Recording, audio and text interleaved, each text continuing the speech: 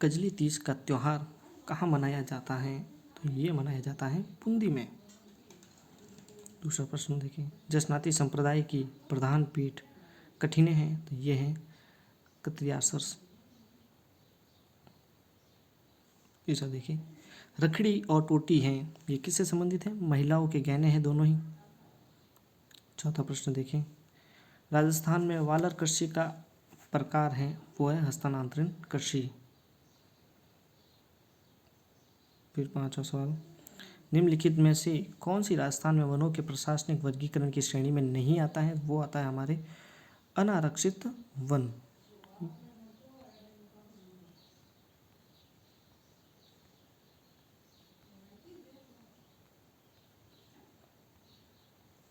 फिर आगे देखिए छठा सवाल, निम्नलिखित में से कौन सा सही नहीं है? इन रोपवे में से कौन सा रोपवे सही नहीं है? तो वो हमारा है सी सावित्री माता मंदिर रोपवे सिरोही।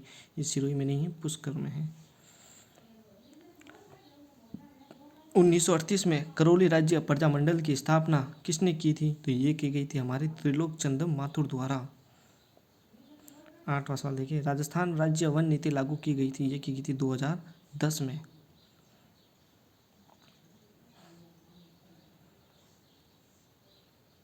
कुंभलगढ़ और गोकुंदा के मध्य उच्च भूमि कहलाती हैं, वो कहलाती हैं बोराट।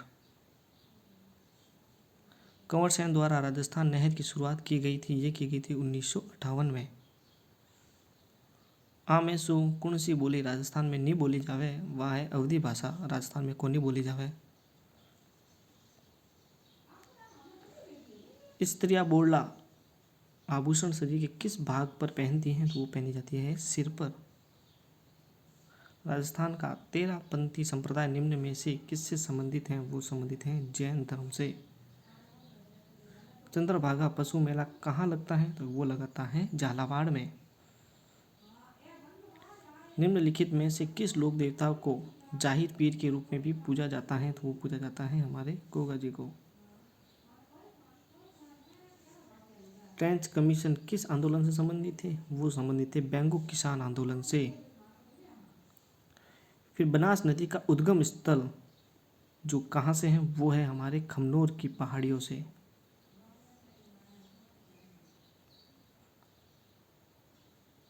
फिर आगे देखिए, मारवाड़ की पन्नाधाई किसे कहा जाता है? वो कहा जाता है घोराधाय को। फिर राजस्थान लोक साहित्य डीठ सु हरजस कई हैं, हरजस से हैं यहाँ पर लोकगीत हैं। निम्नलिखित में से कौन फड़वाचन से संबंधित हैं? तो वो संबंधित है हमारे पोपे। हाड़ौती बोली मुख्य रूप से कठिने बोली जावे, वह बोली जावे अपोरे कोठा और बूंदी में। निम्नलिखित में से कौन सी राजस्थान की लोक नाट्य शैली नहीं है? वो है ढाडी, ये हमारी लोक शैली में नहीं है। गणेश संस्कृति का महत्वपूर्ण स्थल है, वो किस युगीन से है? हमारे ताम्र युगीन से। बरखान क्या है? वो है रेत के टीले। ये देखिए सवाल, मरु राष्ट्रीय उद्यान किस जिले में अवस्थित है? ये जैसे बाड़मेर और जैसलमेर दोनों जिलों में अवस्थित है, लेकिन अधिकतम हिस्सा इसका कहाँ है? जैसलमेर के अंदर। कथेतर गद्देरी पोती ओलूरू अख्याता रचनाकार हैं, वे हैं यहाँ पर हैं नेम नारायण जोशी।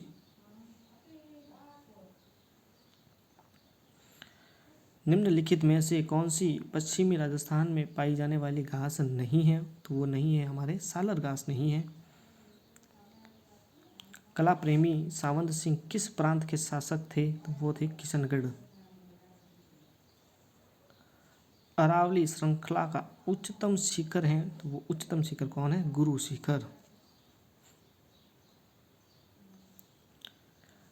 चित्तौड़गढ़ के किले में त्रिभुवन नारायण का मंदिर निर्माता किसने करवाया था? तो वो करवाया था महाराणा हरि सिंह ने।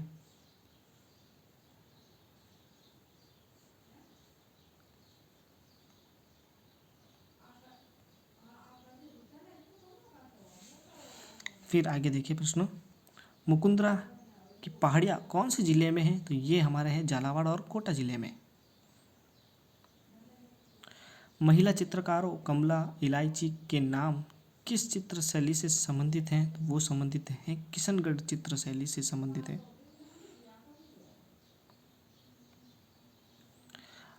आदिकालीन चारण शैली रचनाकार नहीं है, वे है यहाँ पर है बादर ढाडी।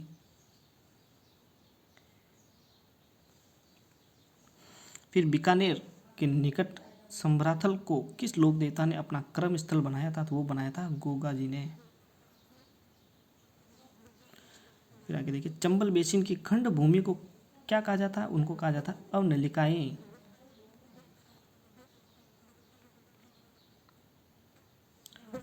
फिर अगला सवाल देखिए, वेली कृष्ण रुक्मणी की रचनाकार हैं, वे हैं पृथ्वीराज राठौड़। जनगणना 2011 के अनुसार एक व्यक्ति जिसकी आयु 7 वर्ष या अधिक है तथा वह किसी भाषा के समझने के साथ पढ़ व लिख सकता है, वह कहलाता है साक्षर। कुंभलगढ़ दुर्ग का प्रमुख शिल्पी कौन था? तो वो था मंडन। मेजा बांध बनाया गया था, तो मेजा बांध बनाया गया था कोठारी नदी पे। राम स्वरूप किसान रो कहानी संग्रह नहीं है, ये कौन था? ये था धान कथावा। जहांगीर ने मुगल बादशाह बनने के बाद में किस राजपूत शासक के मनसब को कम कर दिया था? तो वो कर दिया था मान सिंह। राजस्थान के किस संभाग में सर्वाधिक मक्का उत्पादन होता है? तो वो संभाग है उदयपुर।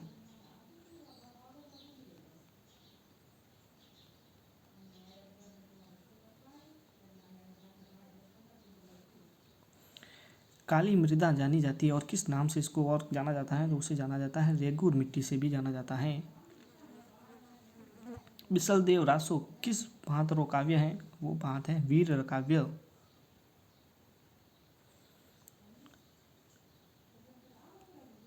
कृष्णा कुमारी किस राज्य से की राजकुमारी थी जिसके विवाह की विवाद ने राजपुताने में राजनीतिक उथल पुथल उत्पन्न कर दी थी? वो संबंधित थी जोधपुर।